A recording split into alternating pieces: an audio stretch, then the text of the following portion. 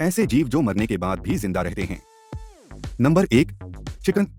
अगर आप किसी कसाई से पूछेंगे कि क्या कभी मुर्गे को काटने के बाद भी वे जिंदा रहते हैं, तो उनका जवाब हाँ होगा। ऐसा इसलिए होता है क्योंकि मुर्गियों का तंत्रिका तंत्र, नर्वस सिस्टम, हम इंसानों से बहुत अलग होता है। इंसान के पूरे शरीर को काबू करने के लिए दिमाग की जरूरत होती है, लेकिन मुर्गियों में यह काम उनके शरीर में फैले ब्रेन स्टेम सेल्स करती है, जिस कारण उनका सिर कट जाने पर भी उनका ब्रेन स्टेम सेल्स उनके शरीर को काबू करते हैं और वे चल पाते हैं। हालांकि हर मुर्गी सिर कटने पर जिंदा नहीं रहती। ऐसा तभी होता है जब मुर्गियों का सिर काटते समय उनकी जगुलर वेन नहीं कट पाती। इस नस की वजह से ऑक्सीजन रहित खून शरीर में प्रसारित हो पाता है।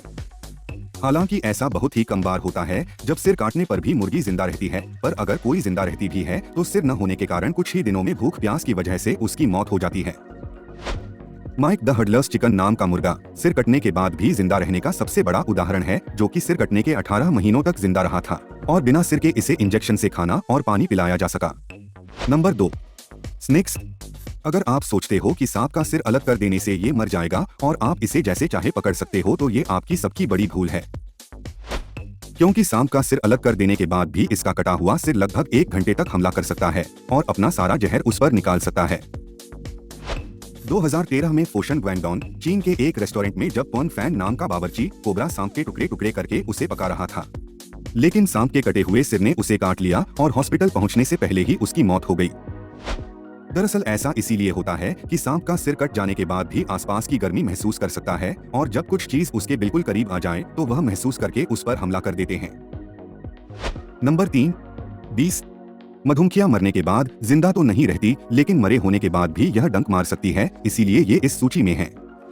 मरी हुई मधुमक्खियां उड़कर किसी को डंक नहीं मारती, बल्कि अगर कोई मरी हुई मधुमक्खी को पकड़ने जाता है तो यह डंक मार देती है और अपना सारा जहर शिकारी के शरीर में डाल देती है। मधुमक्खियों के डंक में जहर और जहर निकालने वाली मांसपेशी दोनों होती है, इसीलिए इसके डंक को दिमाग की जरूरत नहीं पड़ती। यही कारण है कि जब मधुमक्खी मर जाती है तो डंक शरीर का इकलौता हिस्सा होता है जो काम कर रहा होता है, इसीलिए मरी हुई मधुमक्खी को पकड़ने से पहले एक बार जरूर सोच लें। Number 4, cockroach. कॉकरोच भले ही बहुत छोटे से दिखने वाले जीव हो, लेकिन इनकी त्वचा या खाल इतनी मजबूत होती है कि ये परमाणु बम विस्फोट से भी बच सकते हैं। इतनी शरीर की बनावट ऐसी होती है कि इनके पूरे शरीर में छोटे छोटे छेद होते हैं, जिनका इस्तेमाल ये सांस लेने के लिए करते हैं। बाकी के जीवों की तरह ये सिर्फ सिर से ही सांस नहीं लेते, बल्कि पूरे शरीर से सांस लेते हैं। इसीलिए अगर इनके सिर को काट दिया जाए तो भी ये 7 से 10 दिनों तक जिंदा रह सकते हैं। 7 से 10 दिनों बाद इसकी मौत प्यास की वजह से हो जाती है। ये बिना कुछ खाए महीनों तक जिंदा रह सकते हैं।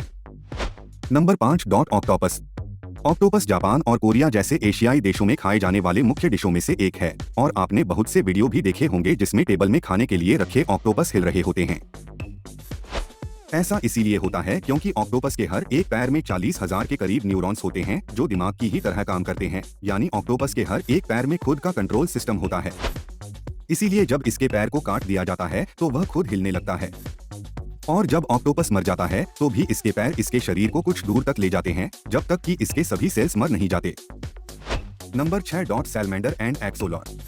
सैलमेंडर में क्षमता होती है कि ये अपने टूटे हुए पूंछ को फिर से पैदा कर सकती है। ऐसा इनमें पाए जाने वाले खास तरह के प्रोटीन की वजह से होता है, जो कि पुराने सेल्स की तरह नए सेल्स बनाने में मदद करते हैं। ऐसा प्रोटीन इंसानों में भी कुछ मात्रा में पाया जाता है, जो हमारे अंगों को दोबारा पैदा करने में तो नहीं, लेकिन हमारे घाव चोट को भरने में मदद करते हैं। एक्सोलॉट, जो कि सैलमेंडर की ही प्रजाति है, लेकिन इसकी अंगों को दोबारा पैदा करने की क्षमता सैलमेंडर से भी अच्छी होती है। ये सिर्फ पूंछ ही नहीं, बल्कि अपने चारों पैर, अंडाशय, दिमाग और भी शरीर के बहुत से हिस्सों को दोबारा उत्पन्न कर सकते हैं। वैज्ञानिकों के अनुसार ऐसा उनमें मौजूद खास तरह की त्वचा के कारण होता है, जिसे वाउंड एपिथेलियम कहा जाता है, और ये नए सेल्स का निर्माण करती है, जिसे ब्लास्टमा कहा जाता है। Number 7, Alaskan would frog. जब अलास्का के जंगलों में सर्दियों में तापमान -20 डिग्री से नीचे चला जाता है तो ये मेंढक हर साल सितंबर में अपने आप को 80% बर्फ में जमा देते हैं। ये इस तरह जम जाते हैं कि कोई इनके पैरों को हिलाएगा तो वो टूट भी सकते हैं। इस दौरान यह मेंढक सांस लेना बंद कर देते हैं, इनका दिल काम करना बंद कर देता है और शरीर में रक्त प्रवाहित होना बंद हो जाता है। वैज्ञानिक आधार पर देखा जाए तो ये मेंढक मर चुके होते हैं, क्योंकि इनके शरीर के प्रमुख अंग काम करना बंद कर देते हैं। लेकिन चौंकाने वाली बात यह है कि अलास्कन वुड फ्रॉग ये सब सिर्फ खुद को ठंड के मौसम में बचाने के लिए करती है, जिसे शीत निद्रा, हाइबरनेशन भी कहते हैं। और 7 महीनों तक खुद को जमाए रखने के बाद गर्मियों में जब इसके शरीर से बर्फ पिघल जाता है तो फिर से इसके अंग काम करने लगते हैं और ये फिर से अगली सर्दी आने तक साधारण जिंदगी जीने लगती है। Number 8 lobsters. लॉबस्टर पानी में पाया जाने वाला ऐसा जीव है जिसके उम्र की किसी सीमा नहीं होती और ये कभी बूढ़ा नहीं होता, बल्कि ये उम्र के साथ बढ़ता ही जाता है और अधिक ताकतवर होता है।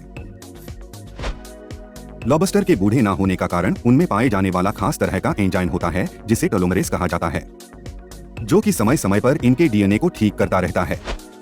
हालांकि लॉबस्टर अमर नहीं होते और इनकी भी मौत होती है, लेकिन बाकी जीवों की तरह ये बुढ़ापे के कारण नहीं मरते। प्राकृतिक आपदा, बीमारियां, किसी का शिकार बन जाना लॉबस्टर्स के मरने का मुख्य कारण है। इनके पैदा होने का सही अनुमान लगा पाना बहुत मुश्किल होता है, लेकिन माना जाता है कि इनकी औसतन उम्र नर में 30 और मादा में 50 साल तक होती है। लेकिन 2017 में 120 साल पुराना लॉबस्टर पाया गया था और सबसे बड़ा लॉबस्टर 20 किलो तक पाया गया है।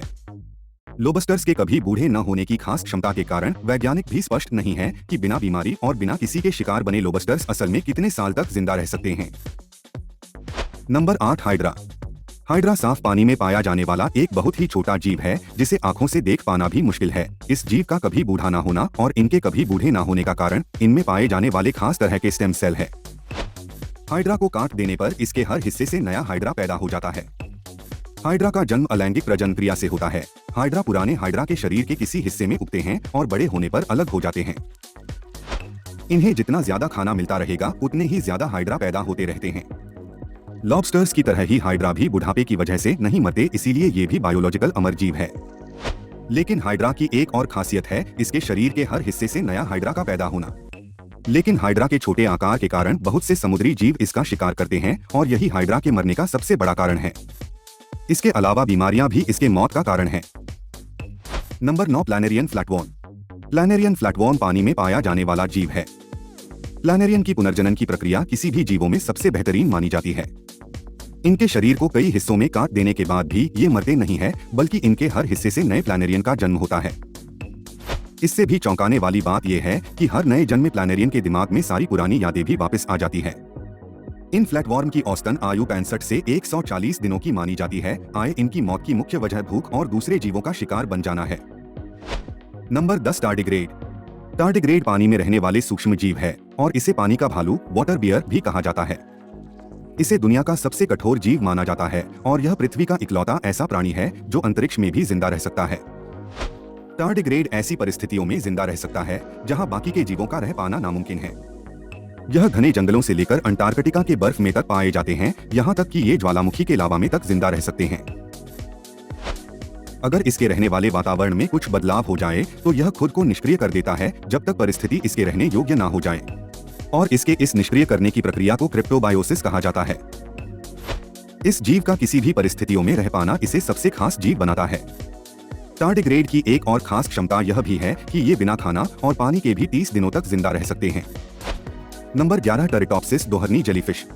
ये जेलीफिश की ऐसी प्रजाति है जिसकी कोई आयु सीमा नहीं होती।